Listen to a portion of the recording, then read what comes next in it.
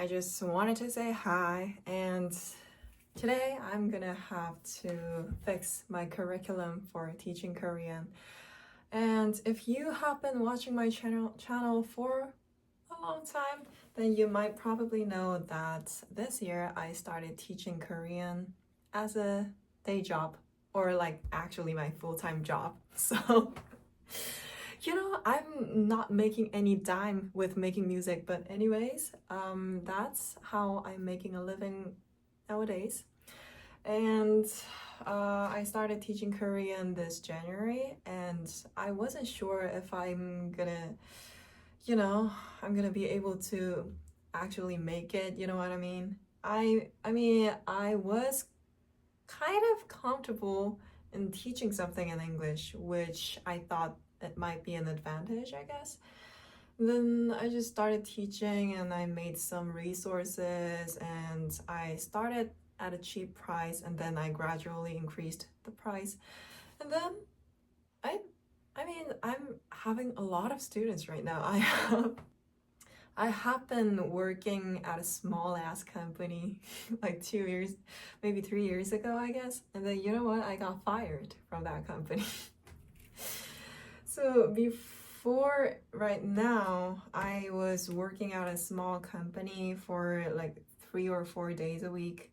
And then otherwise than that, I was playing some gigs for local institutions in South Korea, which I'm currently based on right now.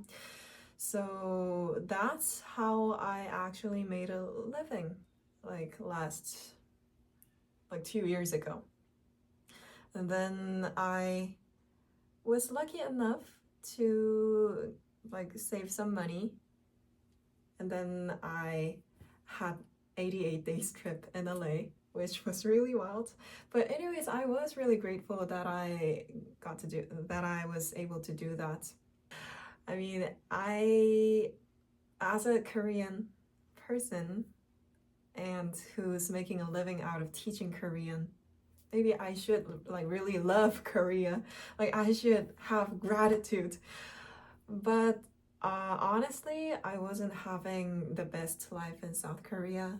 I had a really miserable school life in South Korea. I felt like I always couldn't fit in anywhere. I always got like kicked out, get fired, and always had my ops in school. So, when you walk through the hallways, the mean girls are gonna like glare at me like this. And you know what? I don't even know them.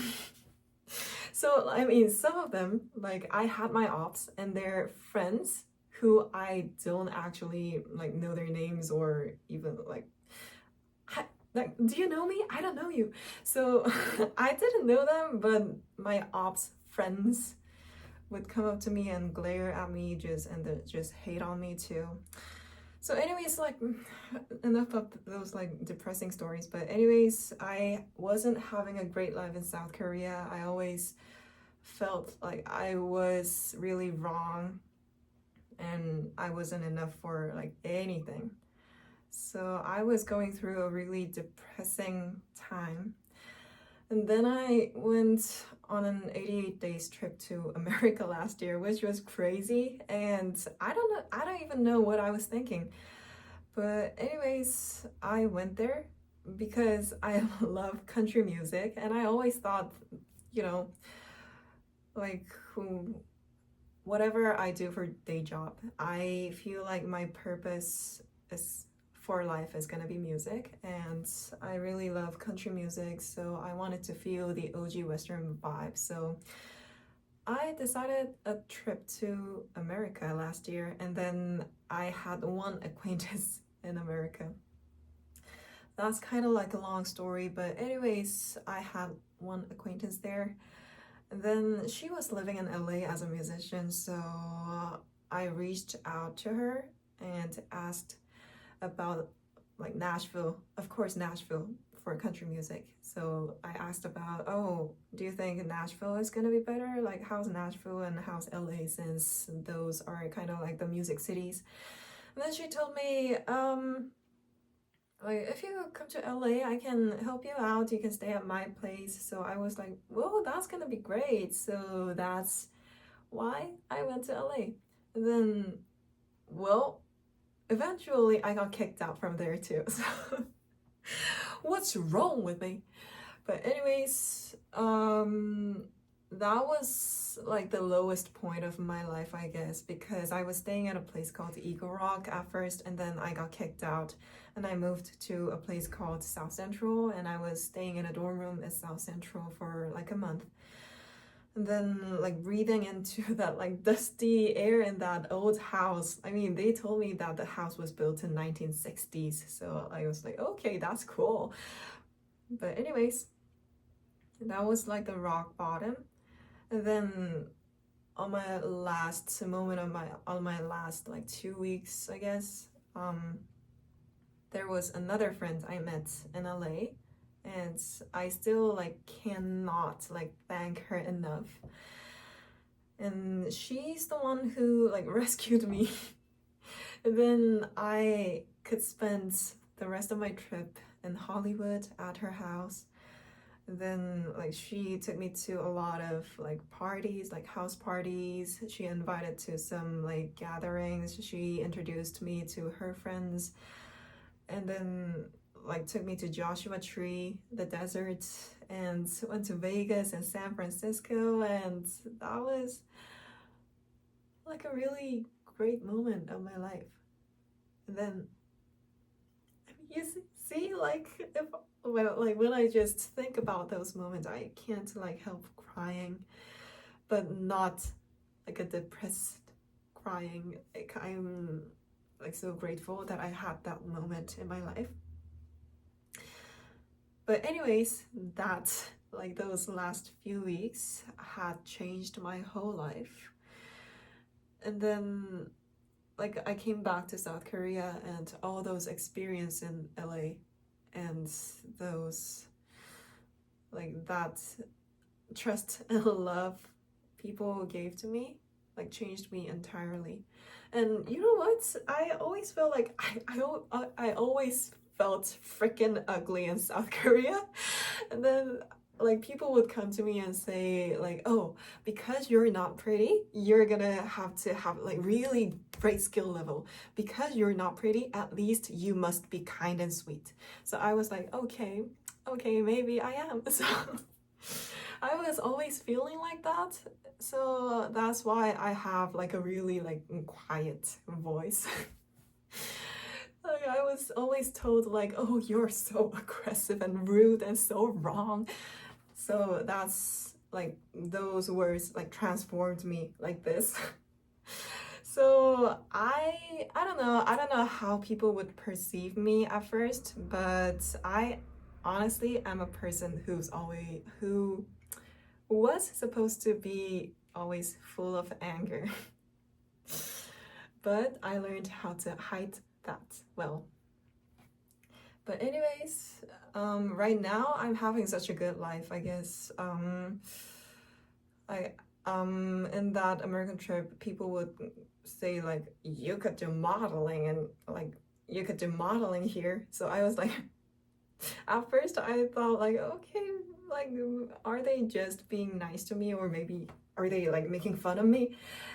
But I don't know, like for those 88 days, people would just say that, oh, like you look good. And then like, okay, I had a lot of like good experiences, and then I felt like, okay, maybe I just look okay, and my personality and everything, and like being blunt and straightforward and stuff is gonna be like okay in this village. So I just had this experience where I felt like I was getting fully accepted as just being me. But before that, I didn't have those kind of opportunity, like I didn't have those experience where I actually felt like that. So that was like a life-changing experience. So I came back to South Korea, and then out of all those experience and advices I got in America, I just started, started teaching Korean online. And I didn't expect it to get like really, big, I guess. I wouldn't say like actually big, but I am earning more money than when I was working in that company. And I'm working at home and I got more time and I can, like manage my schedule as I want. So, I mean, I'm trying not to be absent like too much. I'm trying to keep my like time slots available as much as possible, as many as possible, whatever. But anyways, I'm really happy with my job right now. So some of my students would visit South Korea. Well, it's May right now, and that's when Korea is gonna have the best weather throughout the year. So anyways, my students visited South Korea and I met them and they gave me like gifts. So I was like, you didn't really have to do that. But anyways, I'm really happy with my life these days. And some people might say like, oh, then you gave up with your dreams, like you gave up with like pursuing music and stuff. But I'm not sure about that. I mean, I was already working at a company and right now I have even more time to play music and these days I'm posting a lot too.